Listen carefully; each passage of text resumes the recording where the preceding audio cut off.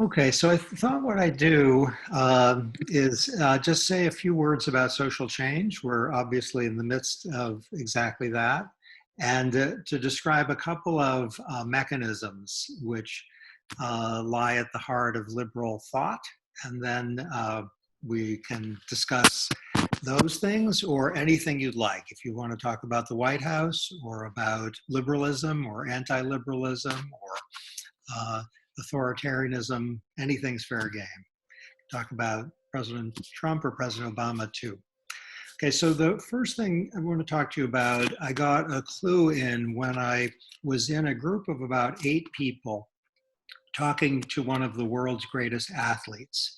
And I'm not going to tell you who it was, and you'll see in a moment why I'm not going to disclose his name. I asked him a question I'd always wanted to ask a great athlete, which is, suppose the game is coming to a close and everything's on your shoulders. He's the person on whose shoulders everything is. He's the star. And the fortune of the team depends on how you do in the final period of the game. Uh, uh, are you having fun? And he looked at me in this small group of, probably 10 people and said, I was born for this. He said, I've been trained forever to do what I do. If you ask me when everything's on my shoulders, am I having fun? The answer is absolutely. It's the best time of my life. I love it. About an hour later, I was in a little group just with him, the two of us. And I said, can I ask you a follow-up question? I said, I play a little sport called squash, and I know some of the really good players. And your answer really surprised me. Is it true? And he said, you want to know the real answer? When I'm in a game and everything depends on what I do with 2 minutes left, you ask me, am I having fun? No, it's horrible. It's not fun. Said, don't get me wrong. I know what to do. I'm good at it. I am trained for it. But the pressure is enormous. It's not fun. You crazy? Okay, so that's one story about one of the several things I'm going to talk to you about. Here's another that has more direct relevance to liberalism. In Saudi Arabia, up until recently, it might also still be true, married women can't work outside of the home unless their husband gives them permission. That's part of either the law or the culture. A large number of young men in Saudi Arabia were asked, how would you feel if your wife worked outside of the home? And the answer was overwhelmingly, that's great. I'm completely good with that. In fact, I'm in favor of that. And then they were asked, what do you think other young men like you think? And the overwhelming answer was, oh, I'm very unusual, maybe unique. Young men like me, they don't want their wives working outside of the home. Okay, here's where the experiment got interesting, and it was a very large sample. Half of the participants, the men participants, were told, actually, you're wrong on the norm. Most young Saudi men feel exactly as you do. It turned out that months after the experiment, the women who were in marriages in which the men were informed of the social norm were much more likely to apply for work outside of the home and to work outside of the home. There was a huge spike in working outside of the home. Okay, the two stories I've just told you are exactly the same story, actually, and they're both stories about preference falsification.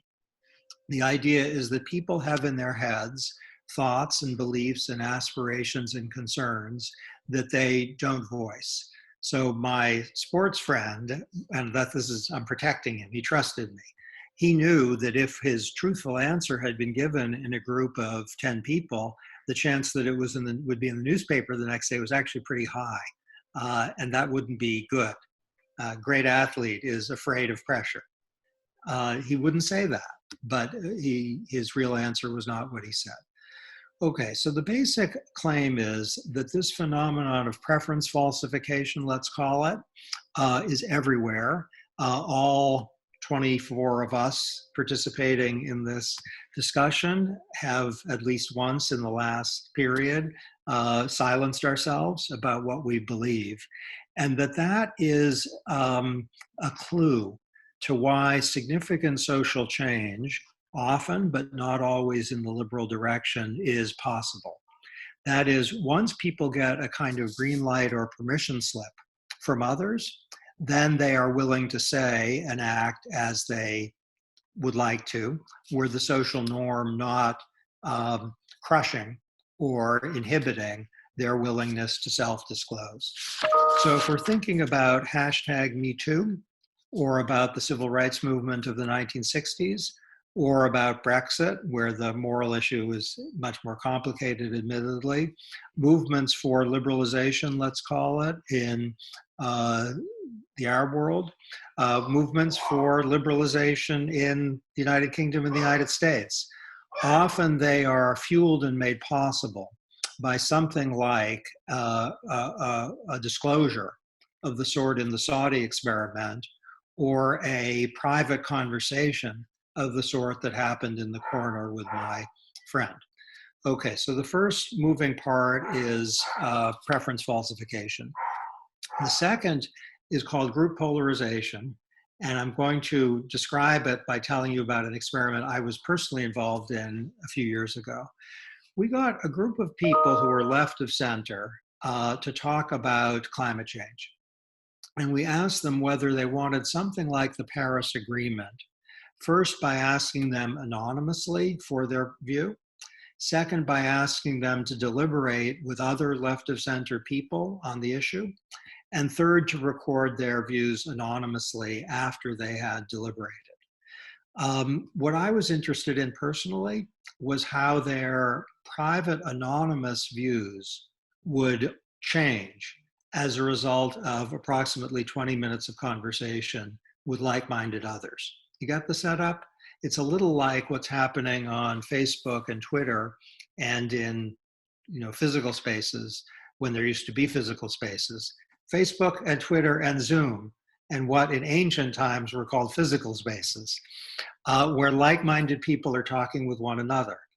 And what happened in our group of left of center types is, while they were positively inclined on average to the Paris Accord before they started to talk, after they finished talking, in their private anonymous statements, they loved the Paris Accord and they thought it should be signed yesterday.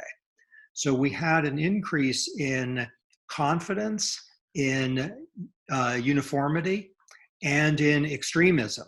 Their enthusiasm intensified.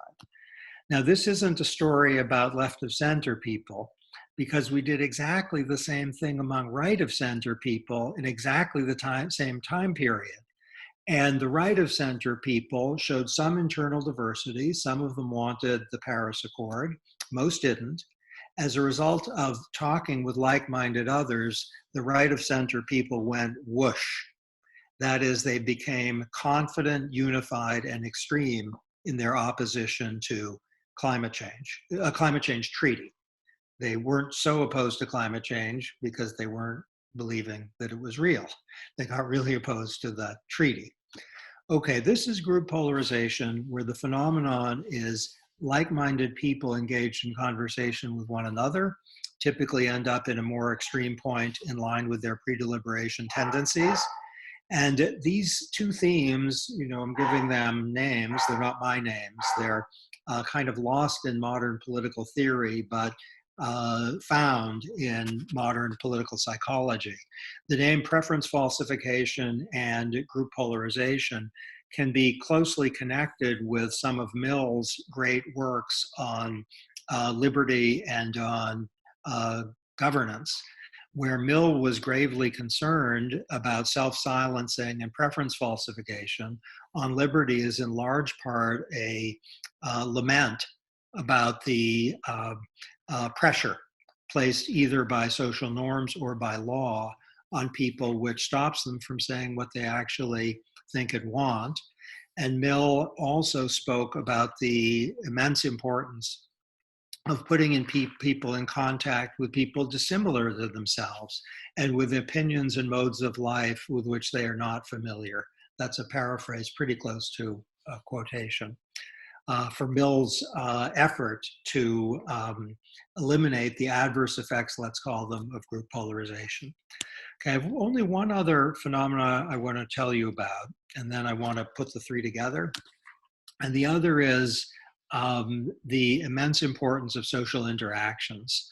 And I'm going to tell you a little experiment involving music. And it shows something that at least I found stunning with respect to what social interactions do. The question was, what kind of music will people want to download? And as the experiment was set up, there was a control where people could hear songs. One was called, and this is actually not made up, this is a real song, Trapped in an Orange Peel. And another song had the unpromising name Gnaw, K-N-A-W. And these are real songs in which people can hear a little bit, like on iTunes, and then download them. So there are dozens of songs, and in the control condition, you could get an ordering based on what songs people liked and wanted to download. In the treatment conditions, thousands of people were by computer sorted into subgroups, and it was randomized, so they weren't different from one another, in which they could hear, they could see what songs were getting popular in their subgroup. So we could do this among the 24 of us. We could divide into 3 groups of 8, and we could see early on whether Gnaw or Trapped in an Orange Peel was getting downloaded. That's the only difference. And what the experimenters were interested in was, would popularity in the end converge on the songs that did well in the control group, or would popularity be meaningfully affected by what people saw? The upshot is that while the worst songs in the control never completely tanked, they never completely jumped to the top, and the best never completely tanked, other than that, anything could happen. That is to say that Gnaw could do really badly if it suffered from a lack of initial popularity, and Trapped in an Orange Peel could do terrifically well if it got an early burst of enthusiasm. And the author's finding is that social interactions can be a determinant of popularity, at least across a wide range of songs that vary basically from okay to quite good, and had hardly anything that was horrific or fantastic. Okay, now recently this finding has been replicated with respect to political positions. That is, whether people will endorse a proposition about a political issue meaningfully depends on whether they see people who they think are like them initially endorsing that opinion. So if you think you're Labor and you see Labor thinks X, Y, and Z initially, then you can move Labor across a wide range of issues to that view. Or conservatives can move to a view that Labor would otherwise endorse if this had been initially endorsed by Labor. This is a long and I think too intricate way of saying that in politics, people are extremely attuned to what people whom they trust think, and that can crush their own predispositions. Now, this won't happen on issues in which people are dug in. So if you think, climate change is a really big problem or not so much, or if you think Brexit is fantastic or not so much, it's going to be hard to turn people on a dime. But the equilibria we observe with respect to what people think on various political issues is, if the thesis is right, much more a product of potentially serendipitous social interactions than it is a product of clear antecedent conviction. Now, just to suggest that this isn't just experiments, work on China's toleration or not of freedom of speech in the relatively recent past uncovered the following: that for a long period on Chinese social media, the government was pretty tolerant of dissent. So if people went on the equivalent of Twitter and said our government isn't doing a very good job, it's not, it should be a democracy, we need another kind, that wouldn't be taken down, and the person who said it wouldn't be punished. But if someone said on Twitter, Chinese Twitter, we're having a meeting at a specific hour on a specific street in Beijing, please come, then that would be a real problem. That would be taken down, and the person who said that would be at risk. This suggests that the Chinese government is alert, first to the risk of group polarization, second to the danger posed by the existence of preference falsification, and third to the power of social interactions in moving people in particular directions. Where I am speaking right now is one of the places that, pardon the word, British soldiers came. It's one of the 5 places that British soldiers came on April 19, 1775. That's this house. And it wasn't burned down, just kind of by luck. But because I live in this house, I've studied the American Revolution. And what I was stunned to see is in real time, that is, you can see it in the historical records, group polarization is occurring as like-minded people are firing themselves up. Preference falsification is being undone as people are being given a green light to support an ideal, let's call it the ideal of the equal dignity of human beings. And as social interactions are leading people to like, let's call it trapped in an orange peel, when they formerly had been liking gnaw. I hope that isn't too obscure. Okay, I'm going to end here with 2 quotations. One is from the only book on Nazism that I actually enjoyed reading. And the reason I don't enjoy the other books I've read on Nazism is that they're too painful. This book is written by an American of German descent who returned to Germany to see how his people had gone where they went. And he found that he liked all the former Nazis. Every one of them became his friend. And if you read the book, it's hard not to like them. They're, aside from the obvious, they're good people. Okay, here's what one of them said when asked, how could you go Nazi, basically? Didn't you oppose Hitler? And the friend of the writer said, opposition? How would anybody know? How would anybody know what somebody else opposes or doesn't oppose? That a man says he opposes or doesn't oppose depends on the circumstances, where and when and to whom, and just how he says it. And then you must still guess why he says what he says. That's brilliant, isn't it? It's amazingly precise in its account of preference falsification and the power of social norms to make a statement of opposition or not, or silence about opposition or not, to be quite uninformative about what people actually think. And that's potentially a really serious problem and a fantastic opportunity. It makes liberation movements of multiple kinds possible. And I think the beating heart of liberalism is roughly here. If it's not roughly here, it comes from not something from the 1950s, which I just read you, but something from the very recent past from Syria, a computer programmer who said this: when you meet somebody coming out of Syria for the first time, you start hearing the same sentences, that everything is okay, that the economy is doing fine, that the government is great. It'll take like 6 months, up to 1 year, for him to become a normal human being again, to say what he thinks, what he feels.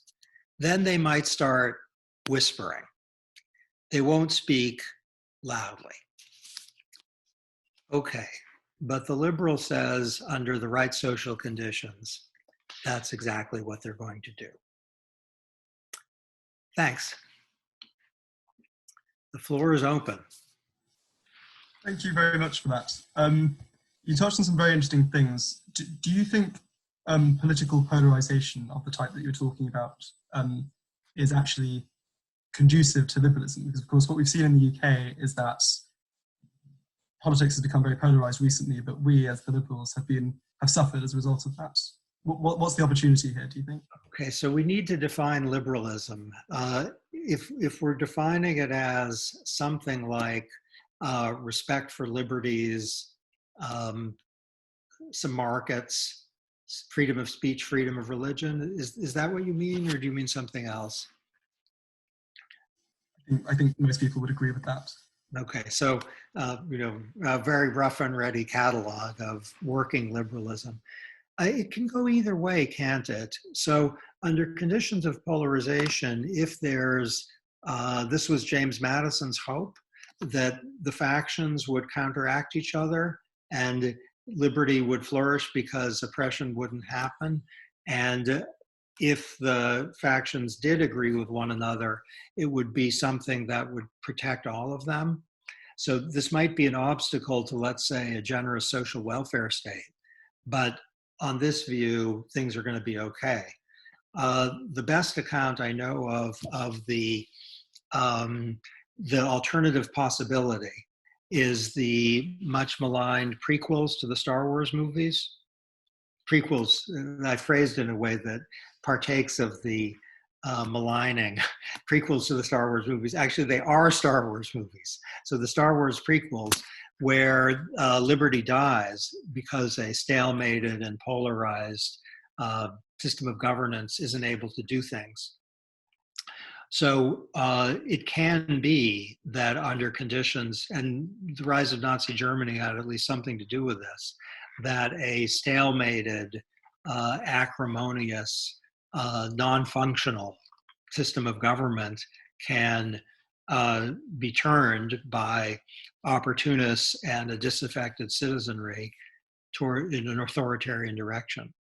And I guess we are observing that, I hope not in the UK, but in some countries. I'm thinking, you're asking a great question. So I'm thinking what I should be able to do better with than I am is what are the conditions that would produce the kind of happy Madison result or the fascist result.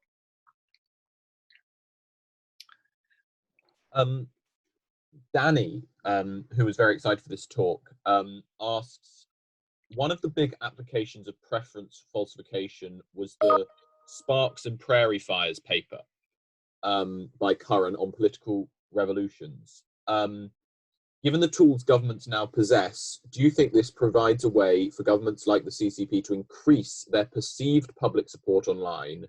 What do you think the implications of this would be for the stability of authoritarian regimes in the future? Oh, that's great. So thank you for the reference. So Curran has done the foundational work on preference falsification, and the Sparks and Prairie Fires paper is phenomenal. So one question is whether online opportunities that governments have can be used to fortify the sense that disaffection is minimal, that everybody loves the system. And I think the clear answer is yes, absolutely. That officials in authoritarian systems have an unprecedented opportunity to flood the system with apparent enthusiasm about what they're doing. And one thing I didn't tell you about the China data is right on Danny's point, which is that China does allow, at least in the relevant period, a lot of dissent. Didn't take it down, but it floods the system with enthusiastic, cheerful accounts by people who are actually government employees but who look like our ordinary citizens, saying, we love it, everything's fantastic here. A little like my athlete friend in the preference falsified moment at the big cocktail party. So yes, no question, it's true. Now, if social media has a degree of freedom, a big if, then the enthusiastic flooding, let's call it, which gives rise to more norm pressure on people to say they love the system, can be countered by ordinary people.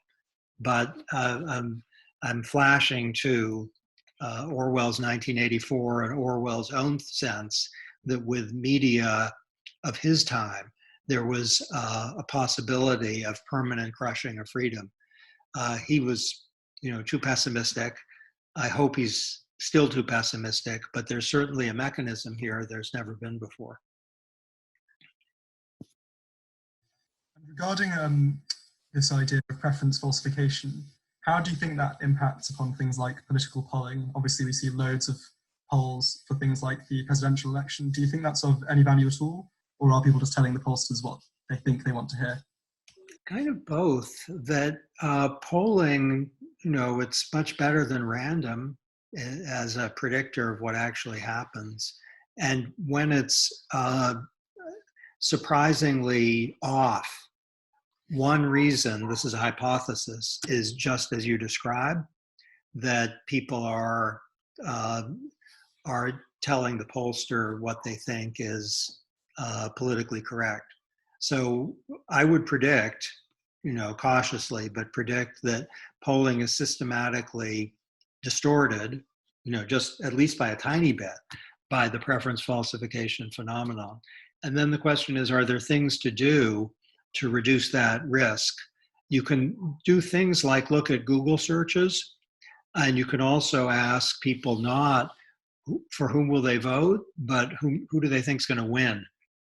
And there was some data a few years ago suggesting that the who do you think is going to win question produced a more accurate prediction than for whom will you vote.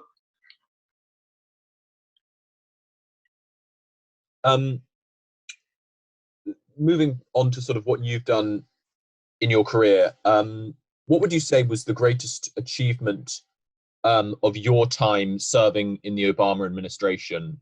And then more generally, what would you count as Obama's overall greatest achievement from his time in power? So for President Obama, I think the greatest achievement was responding to the economic crisis. So I was there from the beginning, and I saw him making, in an afternoon, a decision that was one of 70 he'd have to make that week. And he kept getting them right in retrospect. And he was calm and measured and listening to everything. And it can't be that he made every decision right, but it worked out. And just some small things like the decision to save the automobile companies, most significantly General Motors, that was a hard one. And he made the right call. It's having such a large impact on so many people.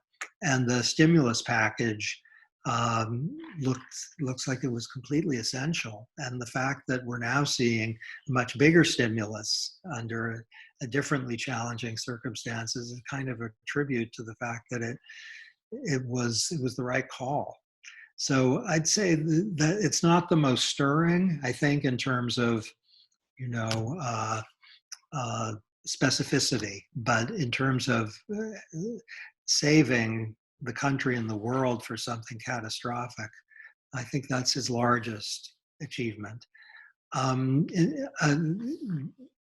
Being in government, I learned that anything that is done by a government is the achievement of no individual except maybe the president. And so I can say a little bit about what I was most honored to be part of, but I wouldn't consider them mine.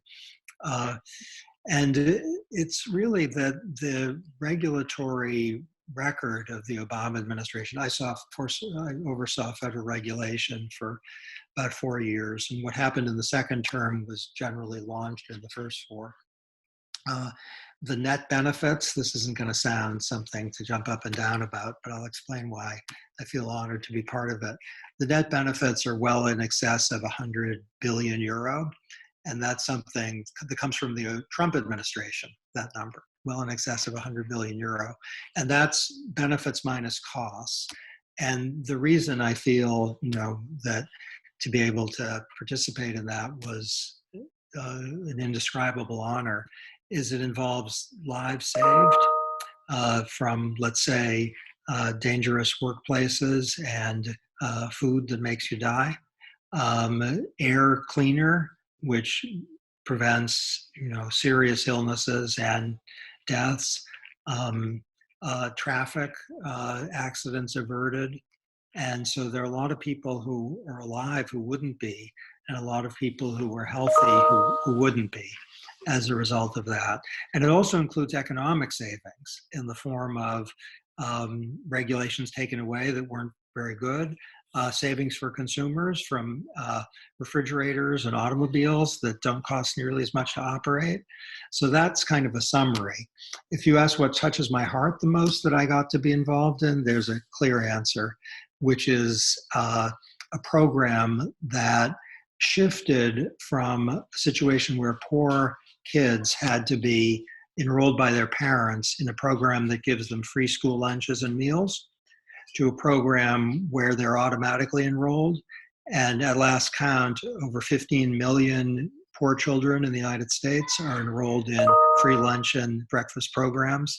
And that's a statistic, again, 15 million. But if we could get, let's say, 100 9-year-olds who are poor and able to eat, nutritious meals at lunch and breakfast, and they don't have any money. If we got 100 of them on this session, I at least would be tearing up. So that's the one I felt overwhelmed by. So a lot of the questions that are being sent in to me are roughly, I'd say, quite similar. Of course, you're very well known to us for your work with Richard Thaler on nudge and libertarian paternalism.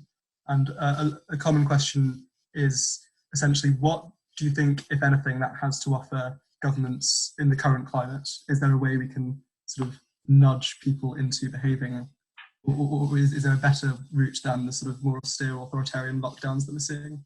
Yeah. Well, so this is something that governments are actively engaged in thinking about. So in the World Health Organization is definitely on this, and the UK government and the US government, Germany and Denmark, Sweden, all over the world, they're thinking about this. So let's try to be a little concrete. Suppose what you want to do is have people stay at home under circumstances in which, let's say, either that's not required or enforcement of the requirement is unpleasant and costly. Then there are things you can do to nudge people to stay at home. If you emphasize to people that if they go out, they're risking others, even if they don't know whether they're sick, that they're endangering others, there's data suggesting that people are less likely to go out. They don't want to do that.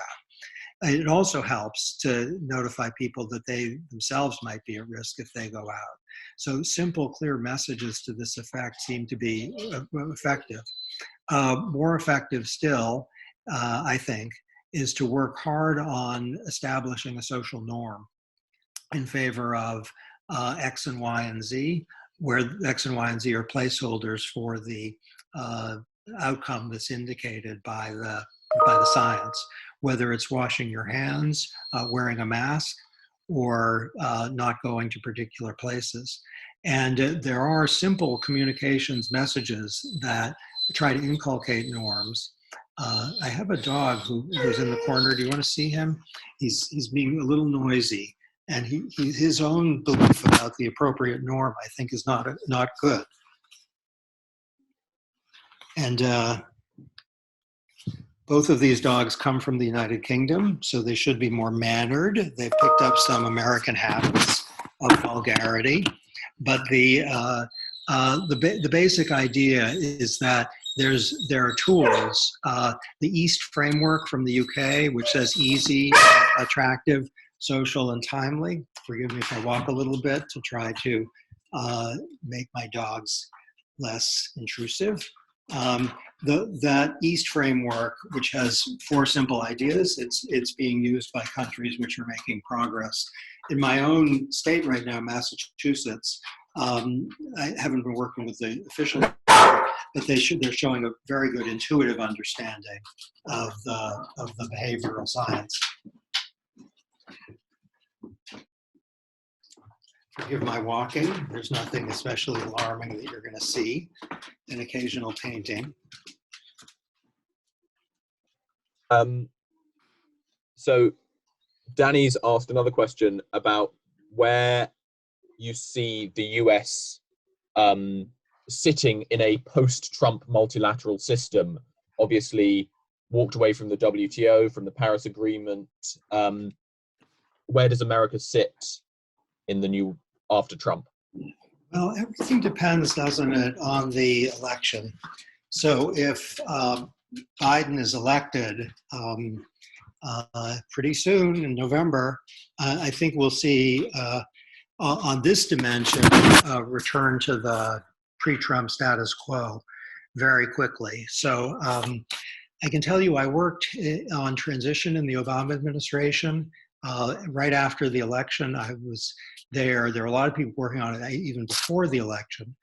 And things are set up in November and December and early January that end up being determinative of what happens in late January, February, March. And it's possible, and the Biden people are real pros, it's possible to turn the government around, certainly with respect to what we're now discussing, really quickly, and to give strong signals to friends and partners. So I think if Biden is elected, it will be much more status quo, though many countries, I think, will be a little nervous about whether America's trustworthiness is what they had thought it was before President Trump. If President Trump is reelected, then of course it isn't post-Trump. There will be some hard calls for him and his team to make about whether to engage in a more, let's say, wholehearted way with the world than at times the president has had so far. I wouldn't feel very optimistic about that, but I wouldn't be shocked if it happened. And the reason is that after you're elected in a second term, you don't have to worry about being reelected anymore. And you might want to do some things that you would have been reluctant to do if you saw a looming electoral threat.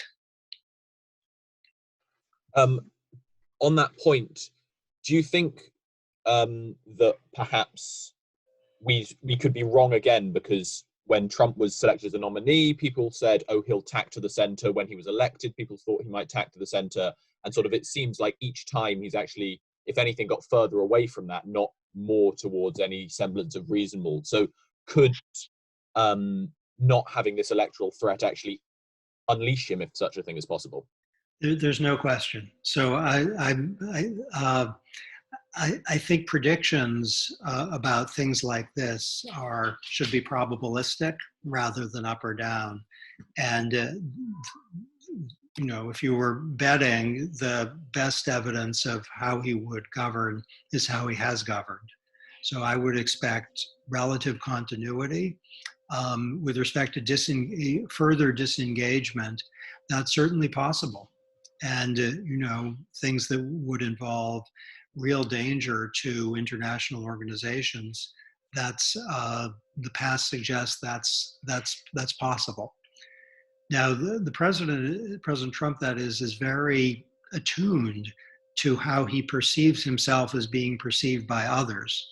So if there's overtures, if there are overtures that are admiring or full of sympathetic engagement with some of the things he's done, those overtures might be able to create alliances to strengthen alliances that are a bit frayed now. I don't feel that's extremely likely, but it's possible. To think what he's trying to maximize is a very fair and somewhat puzzling question. But what we're talking about now with respect to the various scenarios with President Trump, I think the delta among them is small compared to the delta between him and Biden.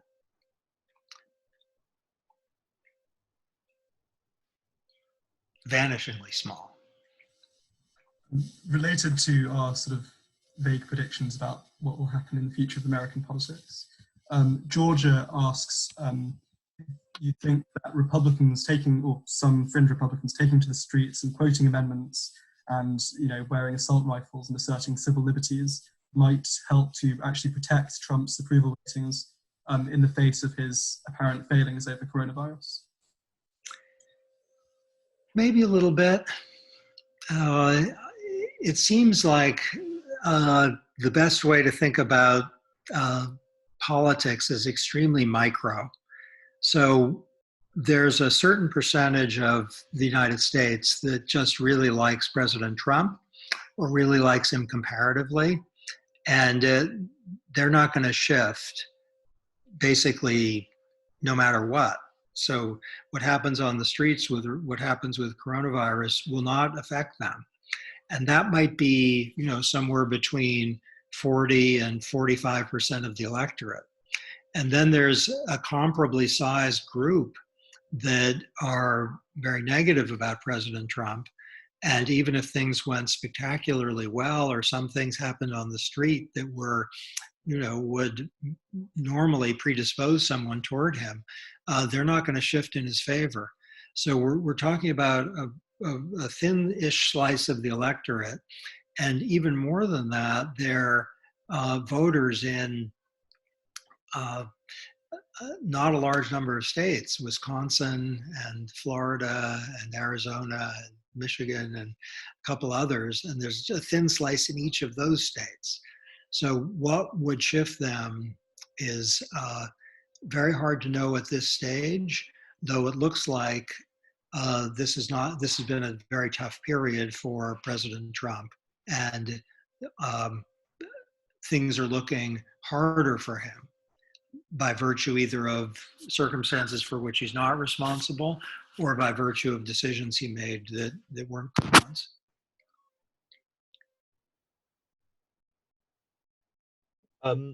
You recently wrote about the constitutionality or actually lack thereof of actually delaying the 2020 presidential election. But I think it'd be interesting to talk about how can that, or how might that go ahead in an age of coronavirus? What can reasonably and legally be done to make those elections safe and fair? Okay, so probably the thing that should be done is widespread, easy opportunity for voting by mail.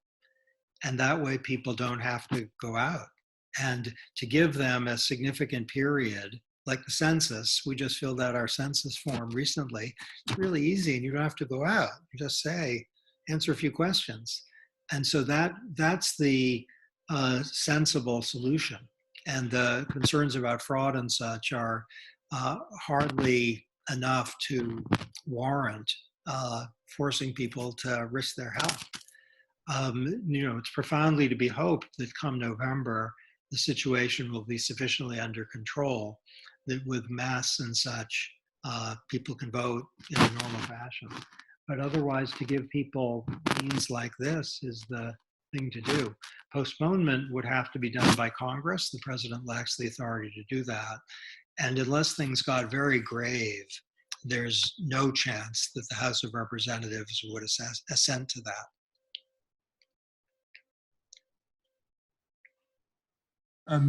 Tara is wondering, sorry, I'm just finding the question. She's wondering about the relationship between preference falsification and group polarization and fake news, and where fake news might sort of fit into the cycle, and what can be done potentially to prevent it from having a sinister effect on politics. Okay, I'm grateful for that because I'm right now starting a book which is on fake news, and I'm puzzling over it. So the group polarization preference falsification relationship is a little more straightforward, where if you're in a group that is giving you a green light to say #MeToo, then the two can work. Undoing preference falsification and group polarization can work nicely together. They can also work at cross purposes if you're in a group in which, let's say, it's not acceptable to disclose what's actually in your head. Then you may participate in a process by which, at least publicly, the group goes in a very extreme direction. But in your head, you're shaking your head. So in person, you're nodding, but inside your head, you're shaking your head. And I bet we've all been in groups like that. I thinking of one myself where I was, had to be, and in some sense was approving of the direction, but in some sense was thinking this is ridiculous, and then an hour later thought that. So group polarization can strengthen a preference falsification.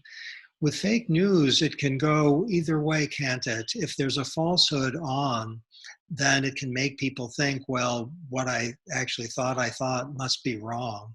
So I thought, let's say, that animal welfare was important, but I'm learning from what I'm reading that that's a pretty dumb idea, or that what I thought was true about the mistreatment of animals actually isn't true. So you can end up, by fake news, softening on your conviction. Or fake news can put you on fire with respect to something that you'd formerly been quiet about. And with respect to, let's say, movements for white supremacy and other movements that are, very ugly, something like fake news is a friend to a mechanism of group polarization that elicits preferences that civility had formerly quieted.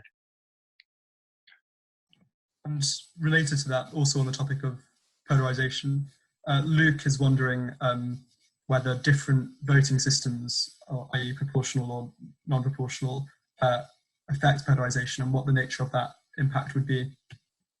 It's a very good question. And since I'm kind of a parochial American, I have insufficient knowledge of the breadth of possibilities to give a decent answer.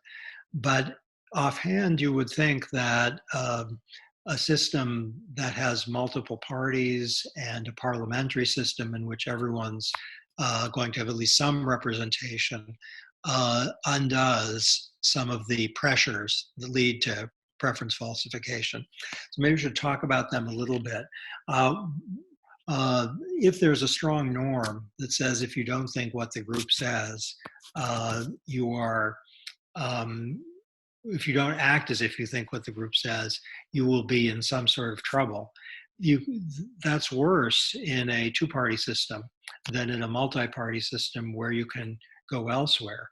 So I was not terribly long ago, not recently, you'll be relieved to hear, in the Netherlands. I say you'll be relieved to hear because one isn't supposed to travel. But in the Netherlands, I was struck by the range of parties and the permission that gives to multiple people to say, this is the one I like. And even though the people in the other parties may not be thrilled about that, at least there is an institutional home that has a formal legitimacy. And in a place with smaller numbers, you mark yourself as homeless. And that can be especially unpleasant as a political matter. To take it back to US politics, I'm wondering if you had any thoughts on the Democratic primary just gone, both in general, the sort of the major candidates that could have been, and also on some of the maybe more out there plans that arose. For example, Pete Buttigieg's plan to pack the Supreme Court, which I know has been sort of circulating around, but was made actually a part of his platform, and things like that to overcome what are seen by some as structural biases in favor of the Republican side. Okay. I grew up as a Republican, and I worked well, meaning not performed well, but in a very friendly way with Republicans in Washington. So I don't think of the Republicans, as a party, as demons or anything like that. They're friends and colleagues, needless to say, I hope.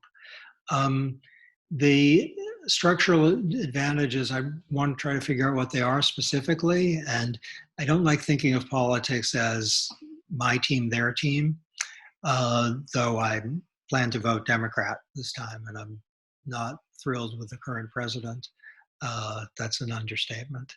On packing the Supreme Court, it's a more interesting question than it normally is. So have a very strong presumption against that kind of institutional reform that's so clearly motivated by a particular political end, that the technical phrase for that sort of thing is "that way lies madness."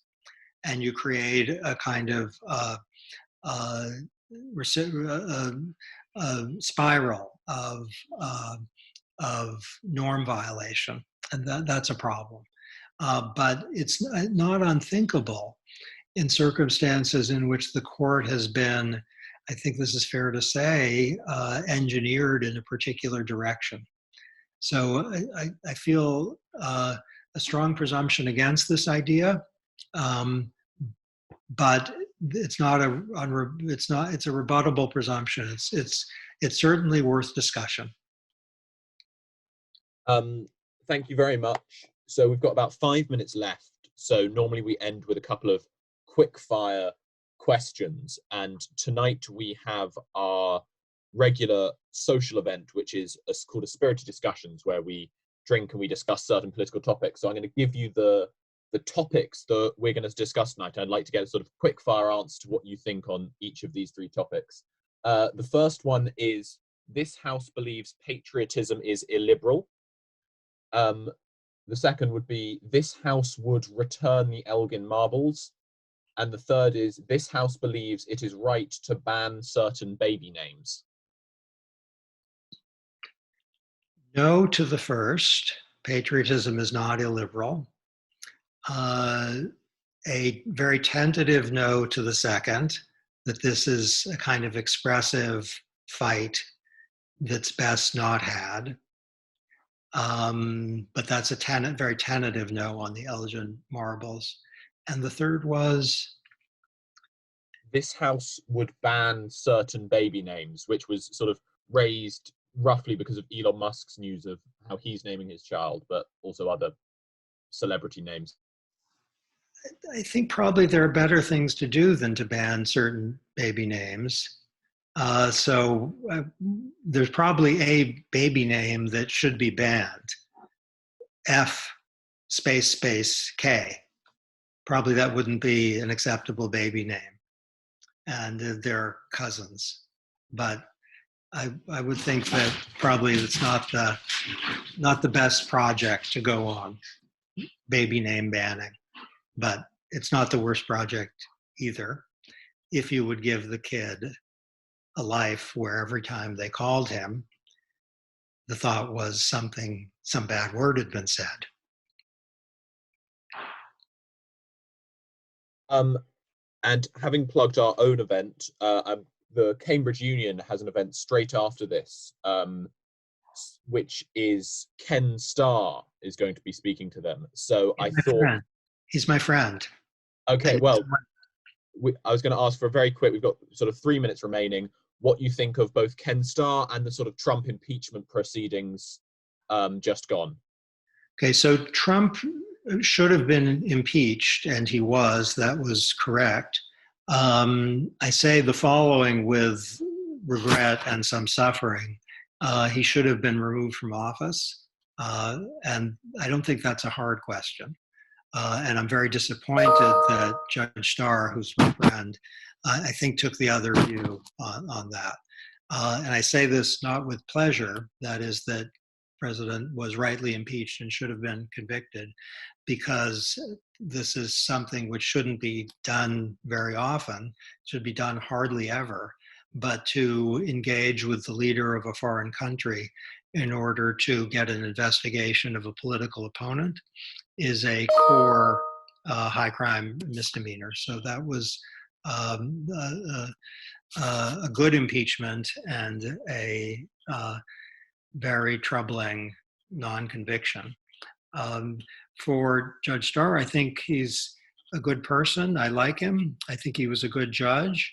I disagree with him about some issues. I think the impeachment of President Clinton was a cruel parody of what impeachment is about. And I think he himself has some regrets about what happened in the Clinton impeachment. And they aren't the regrets that he wished Clinton had been removed. I think he wouldn't have done it exactly the same way again. But I think he's a good person. I like him. One very, very quick question before we let you go, which is, what are your dogs' names? The one who was barking was Snow, and she's white, and therefore the creativity of the name. The one who was not barking is Finley, and Finley is younger and, let's say, less willing to assert himself. Thank you very much for coming. We've really enjoyed it. Really interesting talk. It was a great pleasure. I thank you.